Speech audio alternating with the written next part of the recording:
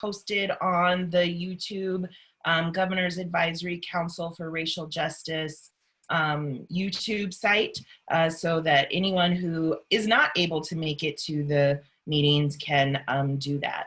So I believe our visitors have already introduced themselves in the chat box.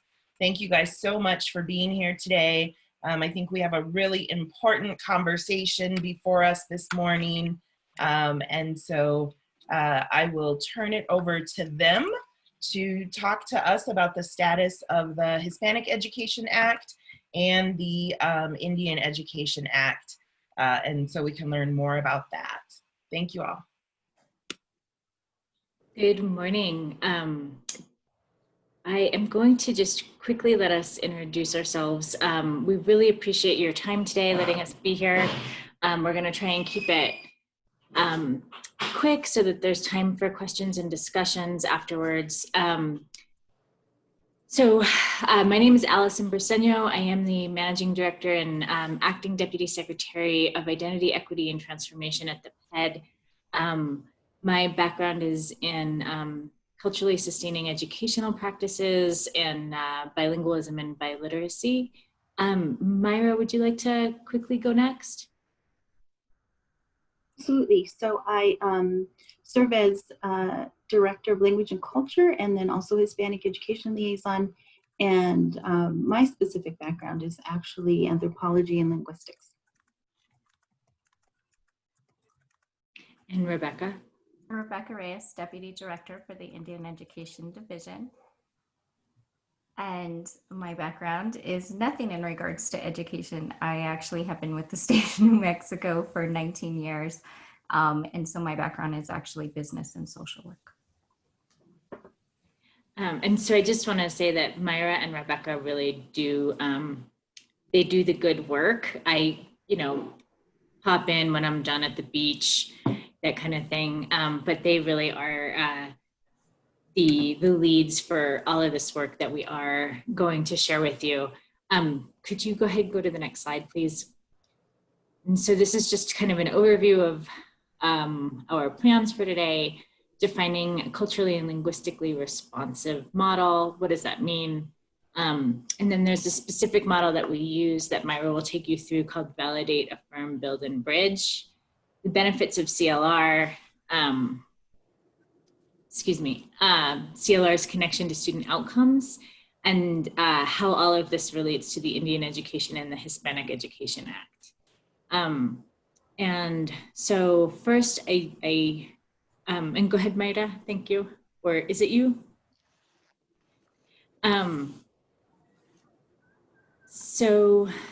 This is just kind of the organization of the Identity, Equity, and Transformation Department. So you can see that 3 of the 4 subgroups from the Martinez-Yazzie lawsuit are in this group. So special education, language and culture includes bilingual students and biliterate students, English learners, etc.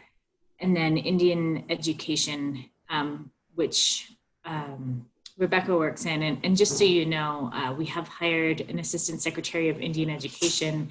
She is starting October 12th, or the 13th really, because the 12th is a holiday. And we're very excited about that because it's obviously, for those of you who may know, it's been a position that's been vacant for quite some time, and it's a very important position. And so connecting to Yazzie Martinez, the one thing that I really like about the leadership team that we have right now is that everyone in the leadership team of the agency is really focused on racial justice, really focused on trying to make changes in the educational system that support equity, equitable opportunities, and racial justice. And that has been complicated certainly by COVID in terms of what we're able to do. We spend a lot of time now talking about HVAC systems, but we talk about it through the lens of equity. So that's a nice thing. So we are certainly We've got the right leadership team in place. I think if we could get down to the work of educating students and away from HVAC systems, we would be in a really good place. And so at that, I will turn it over to Mayra, who can take you through kind of PED's mission and the connection to Martinez Yazzie and get started. So just want to thank you all again.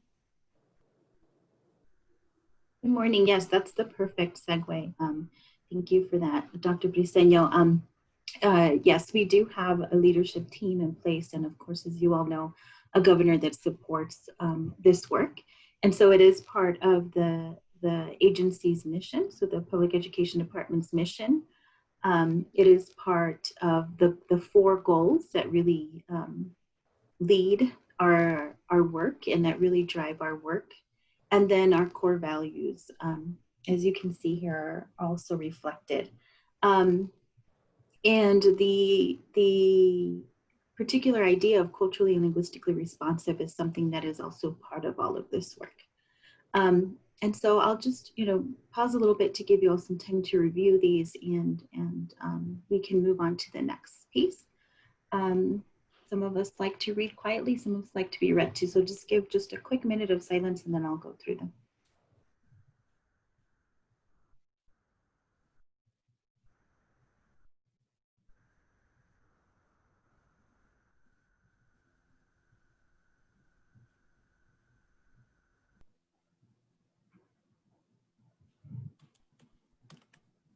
And so really, as you think about the goals, again, as you think about the mission, they all are inclusive of culturally linguistically responsive, and we're working internally and as a team to see how to best make sure that that is exemplified in everything that we do. And so definitely in Indian education and in Hispanic education, these are there. So to get us started, one thing that we did early on last spring, when our new team came into the agency after our governor was elected, is we talked about our definition as a team for what culturally and linguistically responsive means. And we worked on it and landed on this because we felt that it was important for it to be really more of an adjective that we could use in various contexts. And so the definition that we use for culturally and linguistically responsive is that it is to validate and affirm an individual's home culture and language, to create connections with other cultures and languages in various social contexts. And so that could be culturally and linguistically responsive instruction, culturally and linguistically responsive curriculum, instructional materials, family engagement. And so it's definitely something that allows us to talk about various spaces that we occupy in our lives. And so just to kind of break that down a little bit, you will recall that under our mission, we do talk about secure in identity, right? Which is tied to this concept. And so we talk about identity in various ways, but one way to represent this is through what we call the rings of culture. And so this is a recognition that we all have culture. And in doing so, we try to break it down. And you'll notice that race actually is not in here. We talk about race and isolate it, and we give it its space. Of course, it is an important part of our experiences. I know in my home culture, we say the way people see you is how they judge you, right? So we do have expectations about people that we make, or assumptions that we make by how they look. But this is an attempt to go deeper, right? So what we see is not enough. We have to also go a little bit deeper. And so here you'll notice that ethnicity is in the center, because it's really what drives pretty much everything else that we do. It's really at the core. Then we have religion, socioeconomic status, which gives us opportunities. And it's not just saying, are you poor or rich? It's based on your socioeconomic status. What do you have access to? And what experiences do you have that maybe differ from others? Our nationality, our language, our disability is very much part of our identity, our orientation, our age, and our gender, right? So I like to often just share a few of my rings of culture and how they manifest in my life. So I identify as Mexican American, so that would be the ethnicity in the middle for me. I also use that to actually identify as my nationality. So both of those. So it's both my ethnicity and my nationality. And then my gender, I identify as a cisgender woman. So you can see I definitely subscribe to that. And my language, so I grew up bilingual exclusively. I don't recall a time when the English and Spanish were separate. They were just always part of my identity. So I often joke that I'm what we get told a really proud pocha, a really proud bilingual person who speaks Spanish as best as she can, considering that she was not raised in a Spanish-speaking country. Disability, I do have ADD, just so you all know. So I definitely have strategies for how to navigate that. And then my age culture, I am right at the cusp of millennials and Gen X. So I very much identify as a millennial with a lot of Gen X tendencies. And so I share all of that because those things are not only a part of me, but they also interject or intersect, right? And they also really speak to my expectations and my views of things that I see, right? And so I often, as a teacher, would expect certain things from my students because of my generation, for example, or because of my experiences. And so being able to understand that they have an identity that may differ from mine and expectations that differ from mine was really important. So it's kind of what we're talking about here. And just a quick theory of change, just for making sure that we're really clear on this in a very short time, is that we talk about this as instruction that validates and affirms the lived experiences, culture, and language of our students is really important. Students then better connect to content that is relevant to their lives. And then we can see improved student outcomes, which are both social, emotional, and also academic, right? So to break it down even further, we talk about validate, affirm, build, and bridge. And there are various ways for this to be, for culturally and linguistically responsive, or for affirming somebody's identity to be shared. We have opted for this particular model and have been working with it for about 5 to 6 years, just for the sake of consistency, right, and clarity. And so we use validate, affirm, build, and bridge. There's quite a lot going on this slide. So I'm going to take you through the bottom squares. So validation is making the home culture and language of anyone and everyone legitimate, but particularly those of us who have been traditionally underserved. Affirmation is to make clear that the home language and culture are positive assets, right? To make it really clear that there's no doubt about that. Building then is creating connections between our home language, our home culture, and the expectations of school culture, right? Or what it is to be successful in school culture is what we call it. Others call it mainstream culture, others call it dominant culture, right? We use school culture. Bridging then creates opportunities to practice what we refer to as situational appropriateness. So how we adjust to a situation in a context. And utilize what are considered appropriate cultural and linguistic behaviors. So if we come up to the top, if we put them together, we call it VAB. So our VA and our BB. And so validating and affirming students' home languages and cultures through the intentional effort to reverse stereotypes that are negative of non-dominant cultures and languages. It has to be intentional, it has to be purposeful and direct, consistent, authentic, proactive, and reactive. And this is all part of how we set up our classroom. So it's not just what we teach, but also how we teach. And then build and bridge is building and bridging an activity, using an activity that would intentionally align to what we just validated and affirmed, to allow students to then toggle or switch between home culture and language behaviors and the expectations of the classroom. And so I often share that this is really important, and many of us who even are in this conversation were able to be successful, right? Because we learned how to do this, whether it was taught to us explicitly or we figured out the code, right?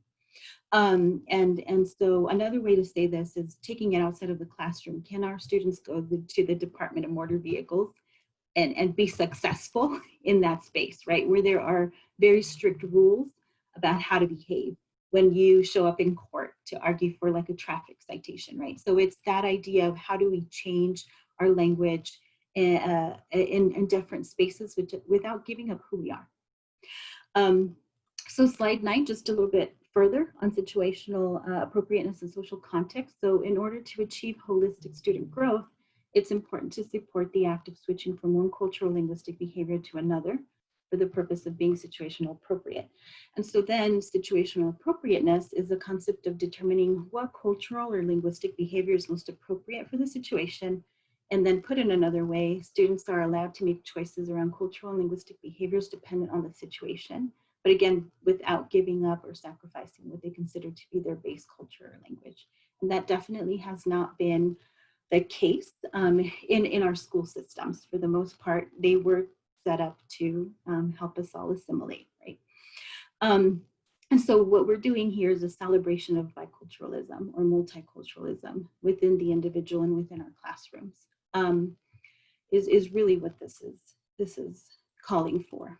So just some examples, further examples on how we would do this in our teaching. So we have some traditional education framing. Many of us may have experienced this, and then CLR framing and building and bridging. So one example around math would be using our textbooks, and a CLR framing would be teaching math through real life agricultural problems, such as how many cattle can be on a plot of land depending on water availability and land acreage. And so this is a connection to rural and farming communities in New Mexico, and this is something that Dr. Briceño learned about in Roy specifically. So we have a large farming culture in the north east part of the state. Teaching that Columbus discovered America, right, in our history courses when our Native American communities have been here and were here when Columbus became the first European to sail to the Americans. This is perspective taking and how do we use community narratives. Teaching Shakespeare in isolation, when we could teach it in conjunction with similar themed current popular rap music, right? Which is being responsive to age culture of our students.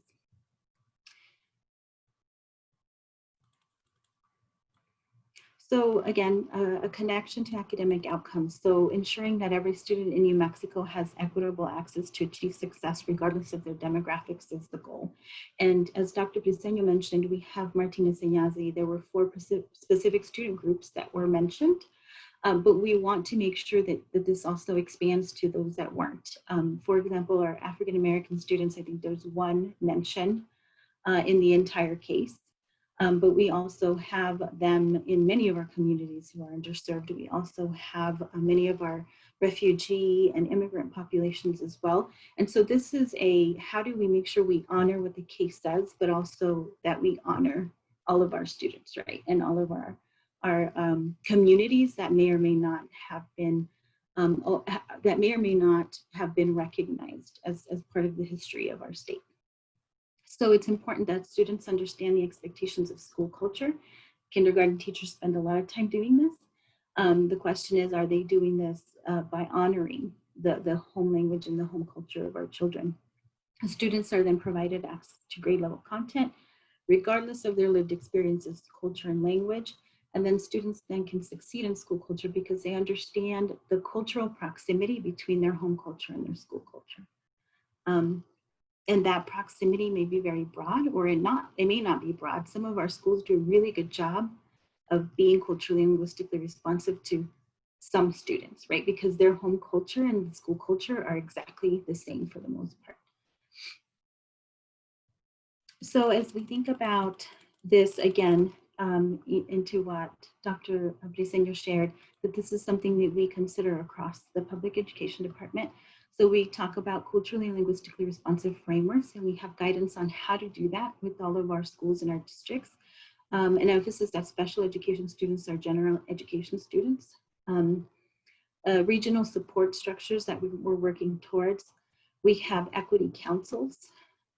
We have readiness assessments and annual education plans that are focused on equity. We have a focus on what our laws refer to as at-risk students or at-promise students, right?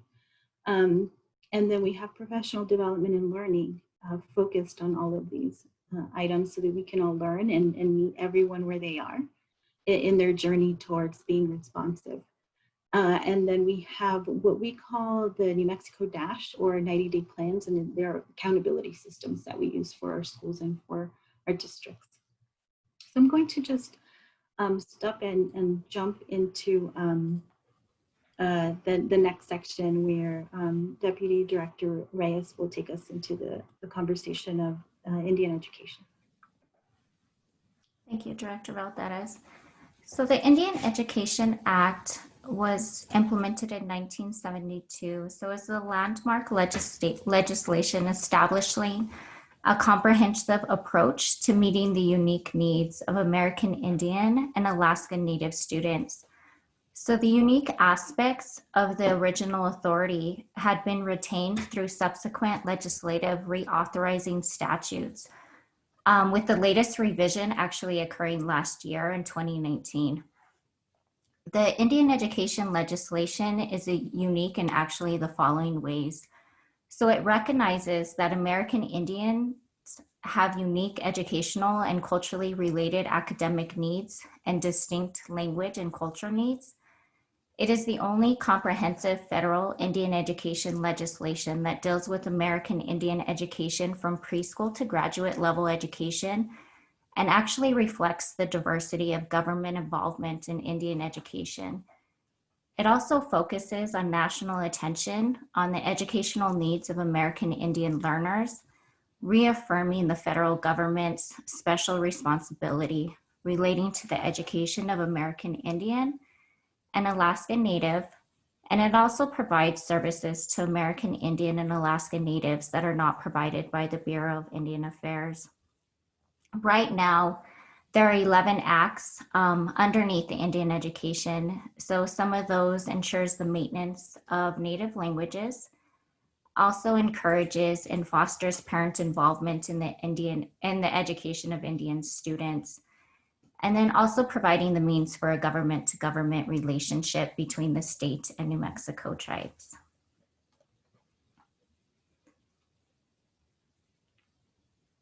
Thank you. So some of the priorities that we look at is making sure that students are college and career and life ready. So looking at pre-K through 12, public education, preparing students to have the necessary knowledge and skills to participate in a rapidly changing and democratic society by successfully transitioning to post-secondary.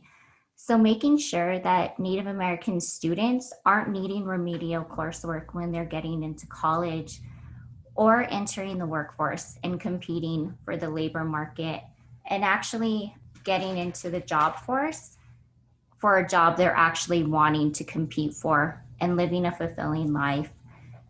When we look at culturally and linguistically relevant education and socially emotional learning, we're wanting to look for, are these students being provided the foundation to develop social skills? So do they have empathy? Are they able to reflect? Are they able to cooperate with one another? Do they have interpersonal skills? Are they able to communicate? So when we look at interpersonal skills, do they have that emotional intelligence? So are they able to keep calm under pressure? Recently, I actually went to the MVD during this pandemic. And so that emotional intelligence, I think, is really important, especially now during a pandemic or anything else, knowing that we have certain situations that come up, but are students actually learning those skills of, hey, in certain situations, are you able to keep patient? Are you able to have those skills needed that certain situations you just can't go off the handle? And so are they able to work in a team? Are students actually learning those skills? Because once they're out, there's certain things that are going to trigger or not trigger, especially in the workforce as well. academic behavior, attendance, academic purpose, self-guided learning, participation. When we look at academic mindset, do they feel like they're belonging? Are they actually believing in themselves to actually complete school? Do they feel like they have value in their work or actually having meaningful learning in it? So these are all critical success factors to improving their academic success, but also life outcomes.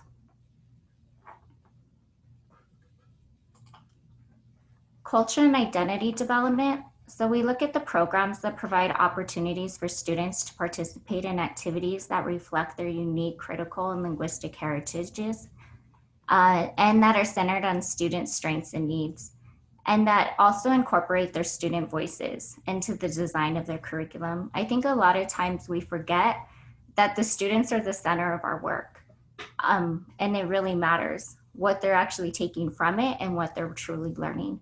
So the programs must be grounded in the context of the students' community, their language, and their culture. And then last, increasing access to Native American language programs. So the programs that provide Indigenous language programs within the community or school that are accessible to students on a regular basis and grounded in the context of the community and approved by the tribe in which the program represents. So Indigenous programs should set goals for the students that are aligned within the LEA, the charter, and tribe's overall Indigenous language program goals.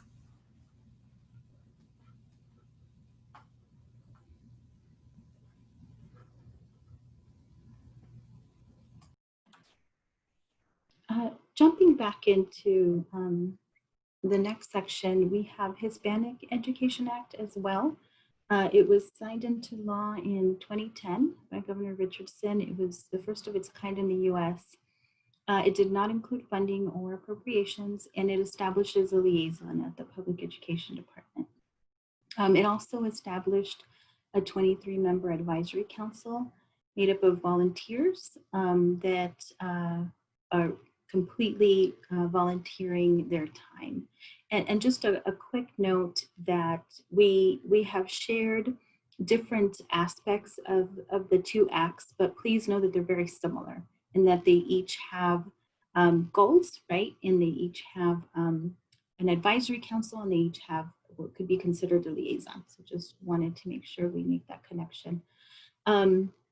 There is an advisory council, and like the one in the Indian Education Act, they advise the Secretary on educations on related matters. They are subject matter experts that are external partners and can help fill gaps of knowledge. And they also really operate like a think tank that informs the Secretary of Education or the Public Education Department through the Secretary of Education and provides advisements on how to move forward. The Hispanic Education Act specifically focuses on three themes: on providing for the study, development, implementation of educational systems to close achievement gaps and increase graduation rates for Hispanic students. Also to encourage and foster parental involvement. And it provides mechanisms for stakeholders to work together for all of our external partners. So on improving educational opportunities for Hispanic students, again, the achievement gap, increasing graduation rates, and then enrollment in post-secondary institutions, as well as retention and completion at that level. And so just a quick reminder that this is about 60% of the students in the state.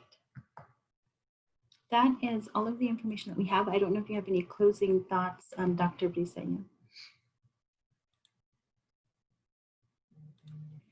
No, that mute button or unmute button always seems to move on me. No, just wanted to kind of open it up for questions. I saw there were some in the chat box, and I'm sure there are others. This is Kieran. I'll open it up for others to ask first, and then I might add a few that I was thinking.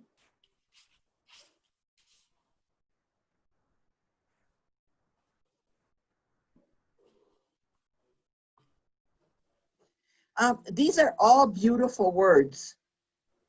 So, but why has it not translated into action? I mean, you know, all of these 2 acts have been in place for years. What is the problem? Why is it that we can't translate all of these gorgeous words, concepts, theories into reality? So that's a great question, and I can get started on it, and then other folks can jump in. And I think that this is kind of the ever-present question, right? Whether it's in education or in any other aspect of our society is, you know, why is it okay for the president not to condemn white supremacy? Like, how is that possibly okay?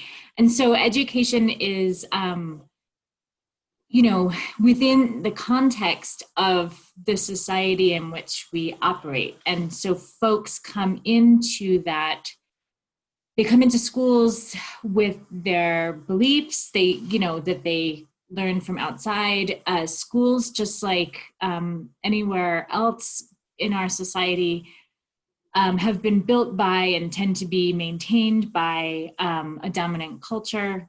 So there are really amazing pockets of work that's going on here in New Mexico. And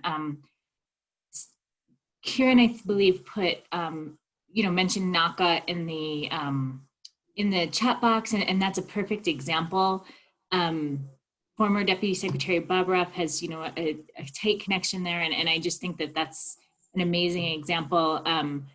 And it's, I think until we can get our educators to reflect the students whom they teach, we're going to be in this for a while. Teacher education has, you know, some distance to go, and I say that as a teacher educator, but we have some distance to go. So I apologize that I don't have, like, that this isn't kind of an easy answer. And, you know, if we just elect another you know, keep electing Democratic governors, like, that it'll all get solved. And certainly it'll be easier, right? Because from what I hear about the previous administration and the accountability things, and like, so there's been significant improvement, in my opinion. But I don't have an easy answer. And Mayra, Rebecca, I don't know if anybody else wants to jump in. You all are very familiar with some of these challenges.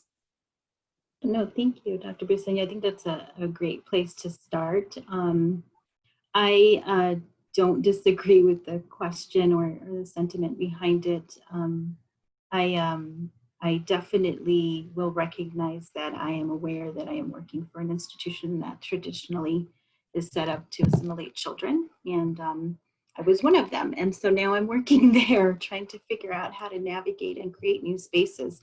But just really quickly, I think if I understand correctly, Ms. York, you're asking about at-risk and the use of it. So just, right, I'm not sure if that was the question about why we're using that instead of something else. Actually, it was more of just providing additional options, strength-based options. Thank you. And actually, I can be really honest with you and say at-risk is used in our laws. That's how deep-seated and deep-rooted all of this is in our state.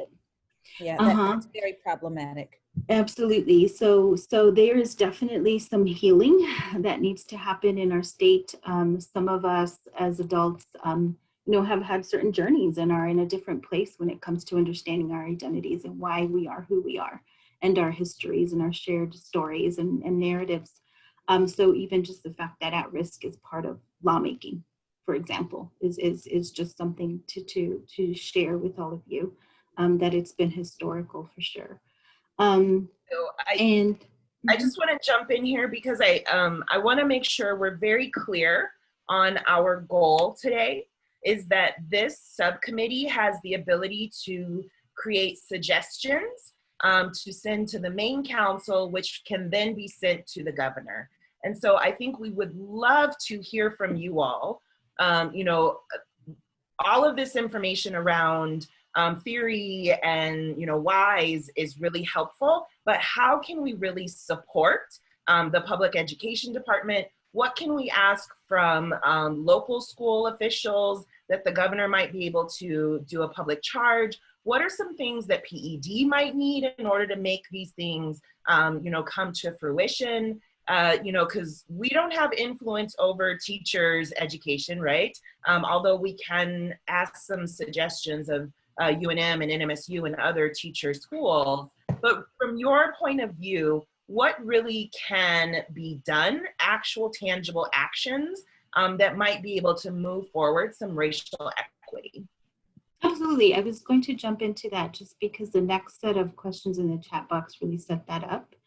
And I will admit that I was an academic that decided that I could no longer sit in the ivory tower and just talk about theory. And so definitely one of the values that I have is making sure that we share all of that knowledge so that it actually turns into something. So I'm going to start, Dr. Briceño, and then feel free to jump in, and also Ms. Reyes.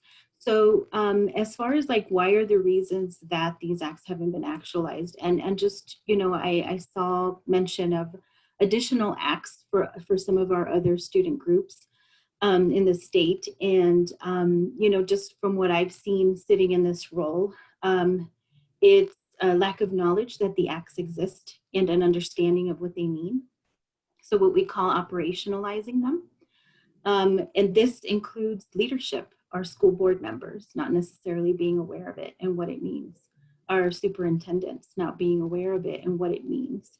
So quite frankly, the work is demystifying all of this for everyone and saying this is what it looks like to actually do this work. And Ms. Reyes can share from the Indian education side for sure some of the things that we've encountered for as long as that act has been in place. But like the Hispanic Education Act is a 2-page act. There isn't much meat to what it means to do this in the classroom, in the school, and in the district. There is a need to have the same conversations on what being culturally and linguistically responsive means. So one thing that has been really humbling about working at the public education department is that it is a very large state that is incredibly diverse. And so we all have our perspectives on what racial equity means, on what culturally and linguistically responsive means. And this often happens in education. So we have these buzzwords that just become buzzwords. It's very difficult to make it real. Charter schools are definitely part of this work. And so in their reviews and their approvals and their support for charter schools, they do keep all of this work in mind, right? And they're looking for it. So just so that I address that. And yeah, I mean, quite frankly, it's the question is, how do you change people's hearts and how do you teach them to be secure in their identity, right? How do you do this for our children when many of our adults are still on that journey? I think that's all I really have to add. There are ways in which we've attempted to move all of this forward. But I think I have suggestions, but I would hold them just because I think it's important for all of you to kind of think about what's the best way to approach it and ask specific questions. You know, I think that going back to Amy's question, what are the specifics? The governor has the authority to put in place regents at the university level. We should be putting in regents who believe in what it is we're talking about. You have a lot of regents that, you know, that somebody else said, you know, that are probably white supremacists, even if they're Latinos or they're Indian Americans. The thing is that we've all been colonized to believe that way. We're not dealing with a colonization. So she has the ability to put in the kinds of regents that this new system requires. I mean, I don't know what other kinds of things the governor has the authority to do, and that's what Amy is asking for. So, but I think that's one thing that she could do. Yeah. So I think I saw you asked for additional recommendations in the chat box as well. I think ongoing, never-ending professional learning for all educators, anyone who interacts with children, right? Because you never get, like, you never get to the point where you're like, oh, I'm racially just and anti-bias, right? Like, that's absurd. And so it needs to be just this ongoing expectation that we all always engage in this work. And it has to start in preparation. So whether it's administrator preparation, teacher preparation, right? And that does go back to the ethnic studies question. Yes, like that's critically important that we have ethnic studies. And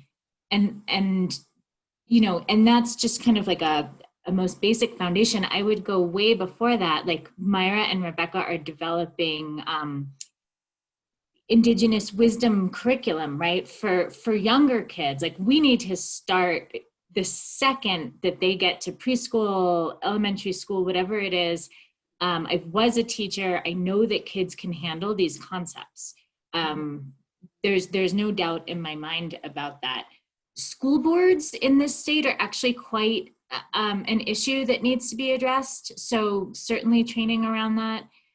The work that Mayra and Kara Bobroff did around equity councils is definitely like a really strong starting place, but school boards training needs to occur for them, and it needs to be genuine and it needs to be real. And that's where all of this is so hard, right? Is how do you make engaging in these conversations and this learning real for people who don't want it to be real for? We are working really hard at the PED around culturally sustaining or culturally relevant pedagogy, trying to figure out, right, and instructional materials. And that goes back to the curriculum that, so we're working on that. Again, like you can have a really good curriculum, and if it's not implemented well, that's another, so there's a lot of things that go hand in hand. Accountability done properly is another thing. So accountability for teachers and educational leaders within the system, and then also appropriate accountability for children, right? Like we know there's been so many studies around the bias that's in these exams. And so how do we create appropriate, relevant, valid assessments for our students? Because I would argue that a lot of the assessments that we give are absolutely invalid and inappropriate. And that's, you know, that's not an issue. You know, a lot of that has come recently from the federal education department. So anyway, I don't mean to get on a soapbox, but you're asking really, really good questions. So I appreciate it. And the good thing there is a lot of what you're saying is very much on our minds too, right? Of what could change. So what are your thoughts on how to address the pushback that might come, right? What kinds of, right, because all of these things to be put in place will result in more of these things happening, right? Because ideology will shift over time. But to actually have a tipping point, something needs to happen, right? And so what are your suggestions on addressing some of those pushbacks that you've seen over the years? I would start by saying we all of us who are on this journey, right, of identity and responsiveness and of being aware of others, you know, or on a journey to wokeness, because you never really arrive, right? Let's use my age culture words. Mm-hmm. I think we need to work together. What I've often seen, particularly because of the public education department, we're like the middleman, right? Mm-hmm. We're between districts, we're between charter schools, we're between legislators, we're the executive branch, right? And we're also between families. So we're kind of like that hub of, and I've encountered advocacy groups, right, that are not always willing to engage in the conversations on how do we come together on the things that matter the most, and how do we work through the things that are conflicts, right? How do we do something positive with conflict? What I know to be true. And what I've shared with my advisory council, right, is that if we don't come together now in this moment where we have the right administration, the right goals, and we don't start working together, those who have continued to hold the power and not allow us to be in those spaces will continue to hold that power. Because in New Mexico, what is called minority majority state, again, I have a problem with that thought and that concept. We have certain people who hold the power, quite frankly. And to, I'm sorry, I don't see your last name, but Eliza's point, they are of all ethnicities and they look very, it doesn't really matter what you look like in our state, right? We continue to perpetuate things ourselves. I mean, I know that because of the color of my skin, I've had certain experiences that maybe other Hispanics or Latinos have not in the state. So I think my point is that we need to work together and we need to be courageous and speak up in the right spaces, because I can count on all of my fingers and all of my toes the times that I have done these presentations and had these conversations in spaces like school board members, superintendents, right? And with people who have true power to make equitable decisions or decisions based on equity. And they are not very polite to me. And those who would appear to be people of color come to me after and say, thank you so much for what you've said. Thank you so much for what you did. And didn't say a thing. I didn't say a thing when there was opposition while I was presenting. And so I think we need to be courageous and we need to start speaking up, because we are in, we survived, right? We are bicultural people that are in these spaces, and we need to be able to push and be courageous and stand our ground in a very polite way, meeting people where they are on their journey. That is one of the things that absolutely needs to happen, because I don't see that. I mean, and if that's the adults are waiting until the end of the presentation to come and tell me, what are our kids experiencing in classrooms, right? If they don't feel they have agency to share their truth. So that's just my soapbox too.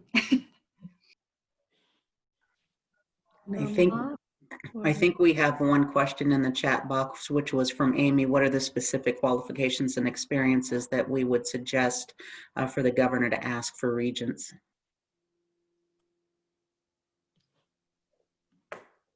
I always operate from the premise of work smarter rather than harder. There's already that framework, and so it can always be modified to fit the specific culture of K through 12 is my thing. Well, you know, in terms of the qualifications for a regent, it seems to me that it would be hard to say, well, you know, you believe in this or you believe in that. It would all come from a discussion that hopefully the governor is having with the individuals. Is this individual, Mayra, in your words, woke? Is this individual that I'm thinking of appointing conscious of the fact that what kind of a population we've got in this state? And is this person going to be really supportive of what's happening? I know that here at New Mexico State University, we've got a really strong group of people that are working on ethnic education, and I'm part of that group also. But you know, we had a meeting about Yazi Martinez, and the president came, but he had no idea what was going on. You know, I mean, he's a Latino, for God's sakes. You know, but he's one of those colonized people. And so, but, you know, one of the things that happened too is I work with the League of Women Voters, and we're looking at supporting what you all are doing. So we're looking really strongly at what our equity position is going to be. And so I would like to say that maybe you, Mayra, and Allison, and the other person, Rebecca, could come and do a presentation to the League of Women Voters. That's a powerful little group that believes in what we're talking about. So maybe how do we reach out to outside groups and bring them on into what you're saying needs to be done? That's a source of support, not just, you know, getting support from your superintendents or your teachers, but people on the outside that believe in what's happening, but don't really know how to connect. So I think that, you know, we need to grow the circle of people that are participating. But, you know, with the league, I did interviews with Western, Eastern, and Highlands. In each one of those schools in the teacher prep area, they're doing one class that helps the student look at their implicit bias. One class. And then you go on to the rest, and all of the deans said, well, you know, what happens then in the rest of the classes, I have no idea. And we've still not figured out how to integrate all of this ethnic stuff into all of the classes. So, but I just need to say, look, all of you are dark-haired. Mija, I am 80 years old. Todavía anda cachingando, okay? So I hope that all of you are going to be doing the same thing. We're going to change this some way or another. New Mexico, we're tired of being 50. If we had an educational system like the one we're talking about now, we would not be at the 50th, the 50 or 49th. We would have the educated population, bilingual population in a global economy, for God's sakes. I'm sorry. And I would love Mark or Shani or others. I'm not sure. Yeah, Mark, Israel, are you part of the team, or Mark? Can you jump in? Yes, just out of curiosity, first of all, thank you for sharing, everyone. Just wondering if you can tell us more about that committee, the 23-member committee that you had mentioned. Who informs the Secretary of Education? If you could share more about that group and what exactly is coming out of it, and what is that relationship like between that group and the Secretary? And in what ways can we get involved in that group if there's any opportunity to do so?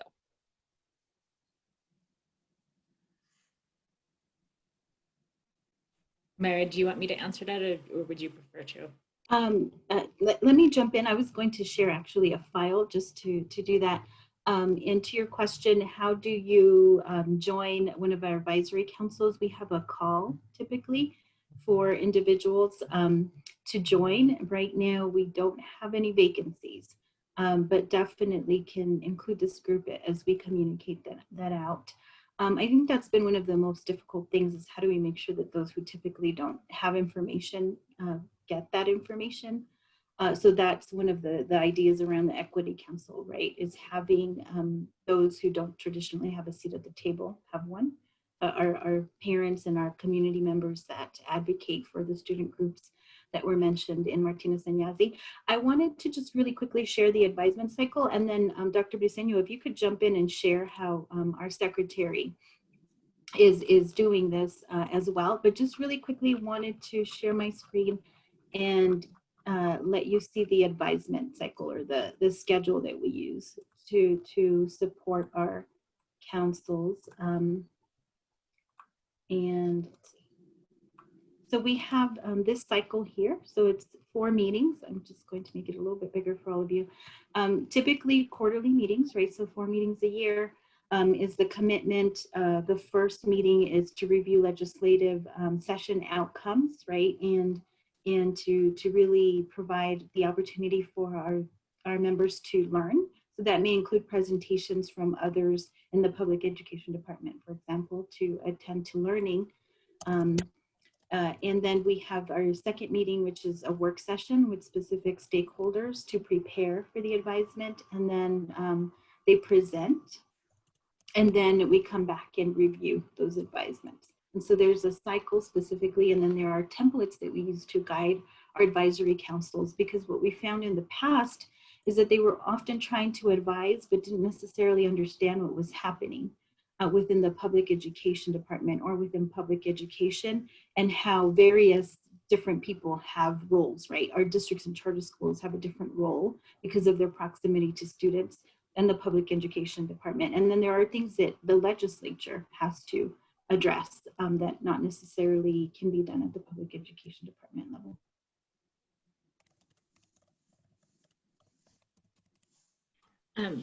Thank you. And so we have an Indian Education Advisory Council, Bilingual Multicultural Education Advisory Council, the Hispanic Education Advisory Council.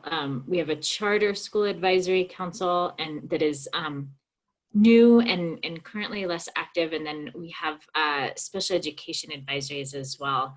And so what this particular secretary has started doing is we had kind of advisory season, if you will, over the summer, where we heard from the groups really, really important and fabulous work. And it's really helpful to me to hear from these folks, because it's one thing to say, I want to do X, and it's another thing to say, this came from the field, this came from our advisory group. It's not just me, like we want to move this forward. And so now we're kind of after advisory season, if you will. And I just made that term up, that's not a real term.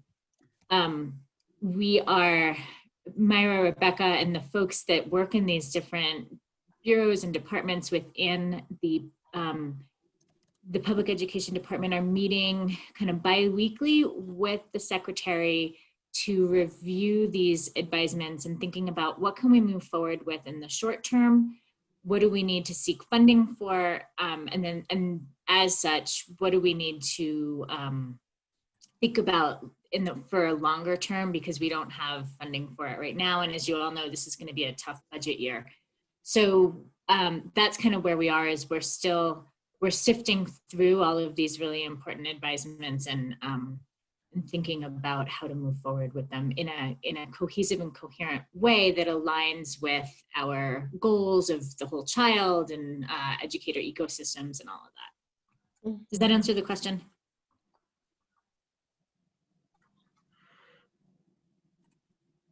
Yeah, thank you. So, Karan, we only have about 20 minutes. We've heard a lot. This was a plethora. This is a lot of information to take in. Now, as a subcommittee, what do you think what should we narrow down to recommend, or the suggestions that we need to take to the main committee? Right. So based on what people were saying along the way, I try to capture some of the things that were mentioned. And so there's a list up of about 6 things. And I would, and knowing that the main committee, we have 3 sessions only. So I would love for Rebecca, Allison, and Mayra to look at this list along with all of us to see what else is missing that we really need to think about when we're speaking to the main committee. Just so you know, Allison, Rebecca, Mayra, we are a subcommittee. We're the education one. The main committee is the real decision maker and one that's going to, have the governor hear what suggestions we have. So we make recommendations that go up to that committee, and then they pare it down to what goes to the governor. Feel free to add to that list, anybody. And these are the general things, and then we need to prioritize and all of that. So given, and I know the Hispanic Education Act and the Indian Education Act is a basic, like, it's for the people sitting in this room, it's a no-brainer, right? Everything on there makes sense, and we need more, right?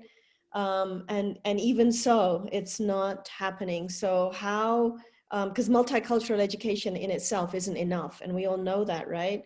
And so how we can even get to this place as a state, what would it take? What do we need the governor to know? So you got the governor's ear, what would you say?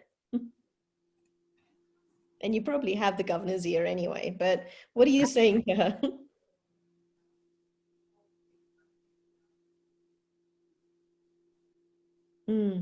Just to clarify, are you asking the subgroup or us or a Oh, combination? everyone. So this is where Tammy's sort of pushing us to have some documentation of what would be the recommendations to the governor. And we're just brainstorming right now. Put it in chat. Anything that comes to mind, anyone. Well, you know, I would say that one of the things that's real frustrating for me is that it doesn't matter what department you're talking about. If that department doesn't recognize that we have a multicultural population, the default then is always white. Mm-hmm. So as a governor, she needs to say every department, and even in every time she talks, anytime that Howie talks, they should be talking about we are a multicultural state, and what you're doing in your department, what you're doing wherever you are, you need to think that way. You need to think that you're dealing with people that are different, and yet we're all the same. So, you know, I would say to the governor, you need to, in your own, first of all, your own language, you need to acknowledge it on a regular basis, and then ask that all your secretaries do the same. Mm-hmm. Yeah, language matters. Yes, Try and type in the chat so that we have that documentation for Tammy so that we're good. But I love that, Alyssa. And it is, and I would say one step further is that we keep going on about this state being tricultural, and it's so offensive to Asians and African Americans and Black people in general. So we need to get away from thinking it's just Latino, Hispanic, and white.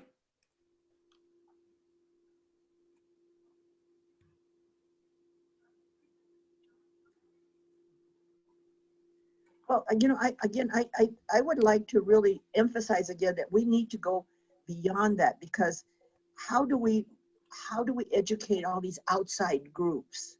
Mm-hmm. Because, you know, that's where a lot of the politics is happening. And it's going to be political, whether we like it or not. Mm-hmm.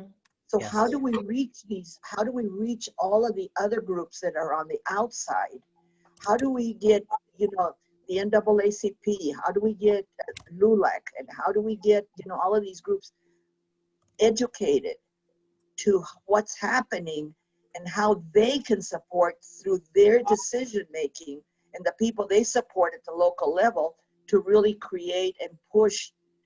Because if Luján isn't there, we get another Martinez. Oh God. Yeah, and Mayra mentioned that whole thing of taking it to the streets, and that's the organizing, right? So New Mexico has some powerful organizers, but I would add to that, it's back to what Mayra said a little while ago as well, is that they don't work together well, right? And so how do we bring even the organizers together? And there are certain networks that are trying to do that. I can name a few, but those networks need to be uplifted as well, right? Mm-hmm. I agree. And those, generally organizations like that, advocacy organizations, their goal is to push at the system. And in our case, we are the system. And so we invite them in to push. And so how do we do that kind of statewide? And true organizing has to be done inside and outside. You cannot have organizers sitting outside the institution trying to organize. They'll get nothing done, right? And you can't have organizing from the institution, which I'm sorry to say has been happening in our city, right? Thinking they can do that. You can't. I can't do it from a university setting, right? That's not true organizing. But inside, outside, but with your accountability to community is the key, right? Who are you accountable to, even if you're inside the institution? You're accountable to the people of New Mexico, right? And so inside, outside organizing and keeping our bearings straight on who we're doing it for.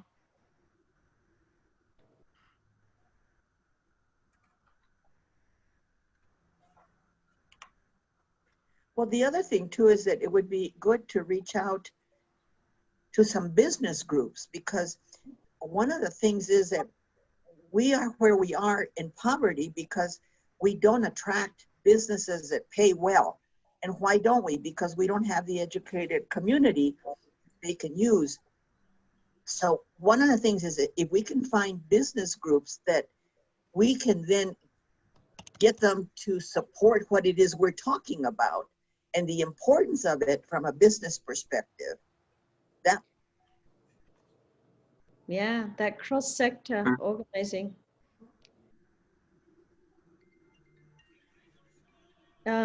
Kimberly, Mark, you want to jump in? I'm sorry, I had to step out for a second, but I agree with everything that that has been said, and I really appreciate you all. I'll call you back.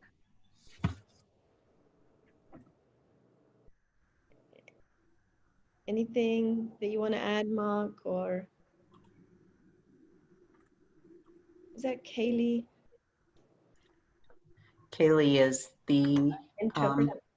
Okay. no, Kaylee and Shawnee are the admins for the other I two know this is one subcommittees. question, but I'd like to change about related to the Hispanic and Latinos, because I think both aren't the same thing. Mhm. And when I see Hispanic, I always think of Europeans Mhm.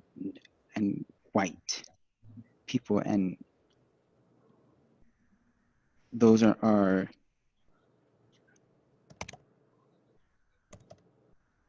oh, and colonizations and Hispanics, and I don't think of those as brown Or or indigenous. people. And for me, those are that's one we have to fight for and advocate for and make some changes.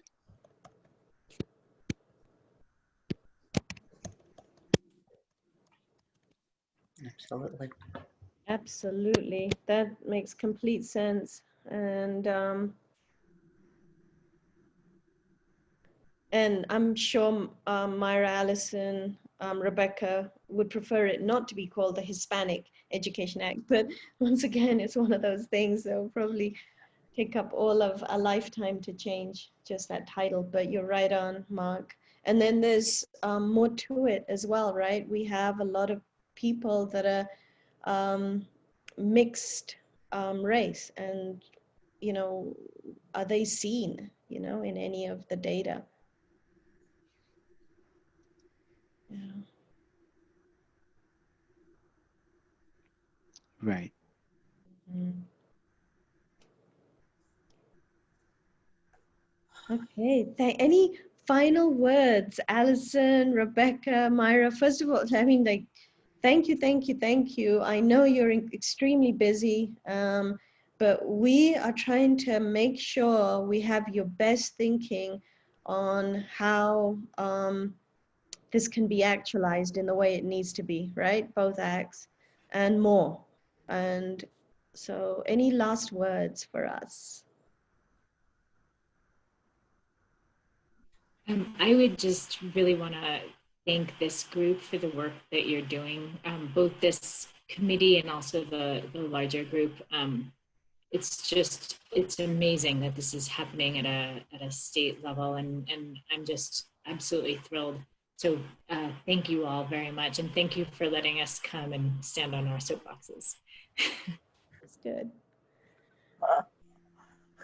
And Thank I you. always offer to review anything and everything you'd like for us to look at.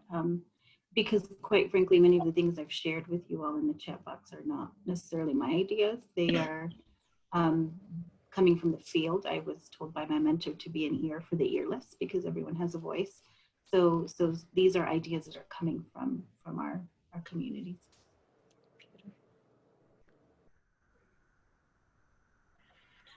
Rebecca, do you have anything you want to share? Or?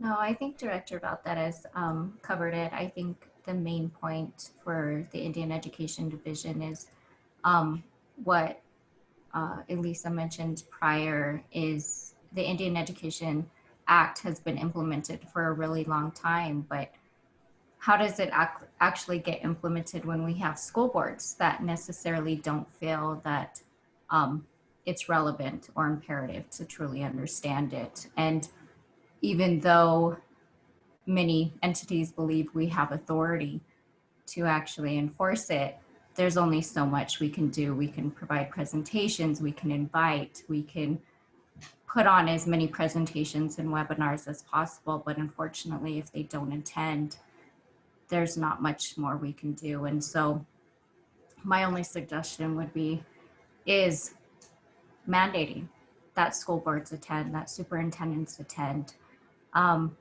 parents attend. I mean, we can put as much webinars out there as possible in regards to the Indian Education Act, but unless it's mandated, we can't get that out. That's a fact. And then even when they know about it, to truly believe in it is a whole nother story, right? And that's another journey. Yeah. Exactly. And part of the Indian Education Act is that government to government collaboration with tribal and with districts and with the state. And so to have that meaningful collaboration between it all it's hard and it's difficult, and that's it. Well, thank you all. Any final thoughts from any of the rest of you? Tammy, do you want to I just definitely want to thank the three of you, Rebecca, Dr. Allison. I said that because I'm going to butcher your last name. I'm sorry. Allison is perfect. Okay.